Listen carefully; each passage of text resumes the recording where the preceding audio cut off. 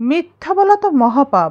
এটা এমনই একটা বদ অভ্যাস, যখন আপনি মিথ্যা বলতে থাকবেন তখন একটা মিথ্যা থেকে অনেকটা মিথ্যার জন্ম আপনি নিজেই দিবেন। সেটা কিভাবে? আপনি একটা মিথ্যা কথা বলেছেন, সেই মিথ্যা ঢাকার জন্যে আপনাকে আরও মিথ্যা বলতে হবে। তারপর ঢাকার জন্য যে আরও মিথ্যা বললেন, সেই আরও মিথ্যাগুলোকে ঢাকার জন্য আপনাকে আরও মিথ্যা বলতে হবে। এভাবে আপনি বারংবার মিথ্যা বলতেই থাকবেন। আপনার কাছ থেকে সত্য কথা কখনোই আর বের হবে না। আপনি একজন মিথ্যাবাদীতেই পরিণত হবেন। মিথ্যা বলাটা এতটা একটা বাজে অভ্যাস, যেটা আপনি বলতে বলতে নিজেই নিজেকে দোষী বানিয়ে ফেলছেন। মিথ্যাবাদী নিজেকে অনেক চালাক মনে করে এবং তারা চতুর হয় আসলেই। কিছু মানুষ তো এত সুন্দর করে সাজিয়ে গুছিয়ে মিথ্যা বলে, অনেকেই তা ধরতে পারে না, বিশ্বাস করে নেয়।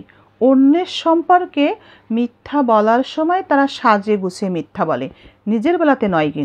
কিন্তু সব থেকে মজার ব্যাপার এটাই, যার সম্পর্কে সে সাজিয়ে গুছিয়ে মিথ্যা বলে, তার সামনে যদি সে মিথ্যা বলতে থাকে, সে কিন্তু পুরাটাই ধরা খায়। খুব বেশি সমস্যা না হলে তাকে কিন্তু সে কিছু বলে না মিথ্যা বলার পরেও। আর এই কারণেই সে দিব্যি নিঃসন্দেহে মিথ্যা বলতেই থাকে, মিথ্যা বলে যায়।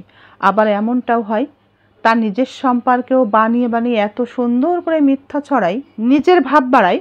এভাবে ভাব বাড়াতে বাড়াতে একটা সময় এমন জায়গাতে গিয়ে মিথ্যা বলে, তখন সেই মিথ্যা এমনভাবে তাকে অপমানিত করে, সে চোরা বালিতে তলিয়ে যাওয়ার মতো তলিয়ে যায়, দম যেন আর নিতেই পারে না।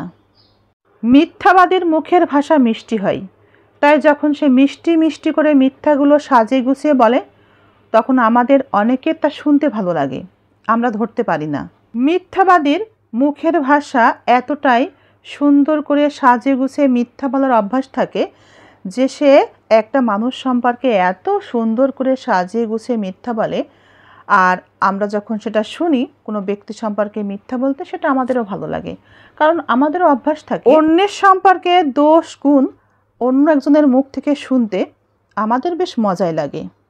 এক্ষেত্রে এই সাজিয়ে গুছিয়ে অন্য কারো সম্পর্কে মিথ্যা বলার পর সেই মানুষটা যদি সেখানে হাজির হয়, উপস্থিত হয়, তখন যদি সে বুঝতে পারে তার সম্পর্কে মিথ্যা বলা হচ্ছে, তখন সে যদি সাংঘাতিক রকমের মানুষ হয়, স্বভাবের মানুষ হয় এবং অন্যকে কথার আঘাত করতে পিছপা হয় না, সে কিন্তু আপনাকে সবার সামনে অপমান করবে। তাই মিথ্যা বলার সময় সাবধান থাকা উচিত। এমনভাবে আপনাকে অপমান করবে যে আপনি চোরা বালিতে তলিয়ে যাওয়ার মতো তলিয়ে যাবেন, সেখান থেকে আর উঠতেই পারবেন না, দম বন্ধ হয়ে যাওয়ার মতো অবস্থা হবে আপনার। মিথ্যা কথা বলা এক ধরনের আর্টও বটে। যে ব্যক্তি মিথ্যা বলতে পারে তার স্মরণ শক্তি অনেক বেশি হয়, কারণ সে যে একদিন মিথ্যা বলেছে, অনেক দিন পর তাকে আপনি জিজ্ঞেস করবেন, সে কিন্তু পুনরায় সেই বিষয়টাই মিথ্যা দিয়ে ঢাকবে, অথবা সেই কথাটা যে সত্য ছিল সে সুন্দর করে বুঝিয়ে দিবে। মিথ্যা কথা যে বলে তার স্মরণ শক্তি অনেক বেশি, সে ভুলে যায় না, তাকে মনে রাখতে হয়। যাদের মধ্যে মিথ্যা বলার প্রবণতা রয়েছে, সে নিজেই নিজের শত্রু। কিভাবে সেটা? কারণ সে সবসময় ভয়ে ভয়ে থাকে, সে নিজেকে নিয়ে ভয়ে ভয়ে থাকে। কোথায় কখন কার সাথে মিথ্যা বলা হয়েছিল সেটা তাকে মনে রাখতে হয়, এবং সেভাবেই এক পায়ে দু পায়ে পথ চলতে হয় ভয়ে ভয়ে। তার মধ্যে এই ভয় কাজ করে, না জানি কখন সে ধরা পড়ে যায় সবার কাছে যে সে এই বিষয়ে মিথ্যা বলেছিল। মিথ্যাবাদের জীবন স্বাভাবিক হয় না, সে স্বাভাবিক মানুষের মতো জীবনযাপন করতে পারে না। জীবনটা হয়ে যায় মিথ্যা বলতে বলতে খুবই জটিল, খুবই কঠিন একটা জীবনযাপনের মধ্যে সে কিন্তু দিনে দিনে নিজের জীবনকে অস্বাভাবিক একটা পরিস্থিতির মধ্য দিয়েই নিয়ে যায়।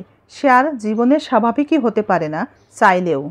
এভাবে মিথ্যা বলতে বলতে সে একটা সময় তার জীবন থেকে সুখ হারিয়ে ফেলে, সবার কাছে মিথ্যা ধরা পড়ে যায়, নিজের জীবনের শান্তি হারিয়ে যায়, সবার কাছে ছোট হয়ে যায়, অপমানিত হয়।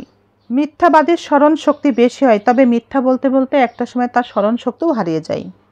একজন মিথ্যাবাদী কখন কোথায় কি বলছে সেটা তার স্মরণ রাখতে হয়, কিন্তু একজন সত্যবাদী কোথায় কি বলছে তার সে কথা স্মরণ রাখার প্রয়োজন পড়ে না।